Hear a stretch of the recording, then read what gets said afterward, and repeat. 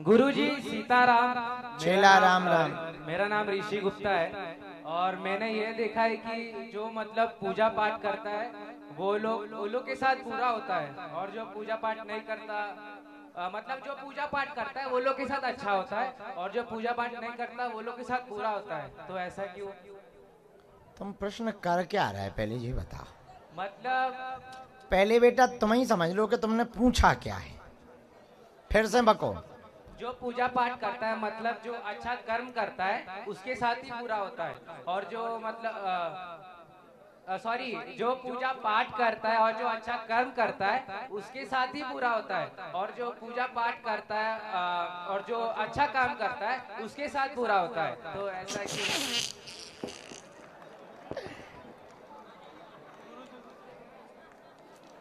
हमको भैया समझ में नहीं आई। मैं बोलना चाह रहा हूँ कि जो फिर से बोलो, कहना क्या चाहते हो?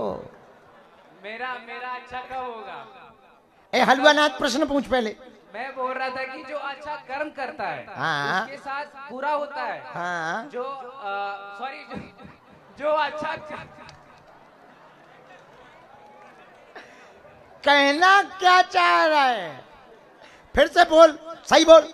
मैं बोल रहा था जो पूजा पाठ करता है हाँ। उसके साथ बुरा होता है हाँ। और जो पूजा पाठ नहीं करता उसके साथ अच्छा होता है। वाह वाह वाह राजा। और गुरुजी मैं ए रुक तो जा, उत्तर तो सुन ले। 6 बार में तो ते प्रश्न बोल पाओ, अब उत्तर भी कम से कम 3 बार में तो दे। सुनो, ये लोगों का भ्रम है कि भक्ति करने वाला व्यक्ति परेशान रहता, ना भक्ति करने वाला खुश रहता। ये लोगों का भ्रम है। भक्ति करने वाले के जीवन में समस्याएं आती हैं पर उसकी समस्या की सामर्थ्यता झेलने की भी भगवान देते हैं। ना भक्ति करने वाले के जीवन में विपत्तियां तो आती हैं पर अंदर से क्षमता कमजोर रहती है, झेल नहीं पाते, डिप्रेशन, स्ट्रेस, टेंशन में जल्दी टपक जाते हैं। और जो अरे भारी जल्दबाजी है यार। कहाँ को है बेटा ते? थाने थाने। अब जब थाने से ही आए तो क्या कह दें। सुन उत्तर, जो भक्ति करे उसके जीवन में बुरा हो तो समझना पाप कम हो रहे, और अच्छा हो तो समझना पुण्य कम हो रहे। और अंतिम प्रश्न, इसी प्रश्न का अंतिम उत्तर, जो पेपर देगा वही पास होगा, जो पेपर नहीं देगा वो पास नहीं होगा। भक्ति के मार्ग में परीक्षा तो होगी और तुम परीक्षा दोगे तो तुम भक्ति के मार्ग में पास हो जाओगे। समझ गए चेला? और ये भ्रम मिटाओ कि भक्ति करने वालों का बुरा होता है। बुरा सबका होता है पर भक्ति वालों का बुरा होता है तो भगवान साथ खड़ा होता है। और गुरुजी मैं बागेश्वर धाम 5 बार आ चुका। अभी मैं आपके जन्मदिन के भी आया था। मेरा एग्जाम था, मैं एग्जाम छोड़ कर आया और नवरात्रि में भी आपसे मिलने आया था लेकिन आपसे मिल नहीं पाया। प्लीज आप एक बार अभी मिल लो ना। अभी नहीं मिलेंगे, अभी तो बिजी हैं हम। मिल लो मतलब सिर्फ दूर, मतलब सामने आके प्रणाम सीताराम बोलना है। वहीं से बोल दो सीताराम आशीर्वाद। सामने से दर्शन करना। मैं 5 बार धाम आया लेकिन आप मिले नहीं। इस सामने से ही तो कर रहे, करते हैं टीवी पे कर रहा का मतलब आपको देख और कितना। अरे तो देख ले आगे से प्लीज बुलाओ ना, प्लीज प्लीज आगे बुलाओ ना।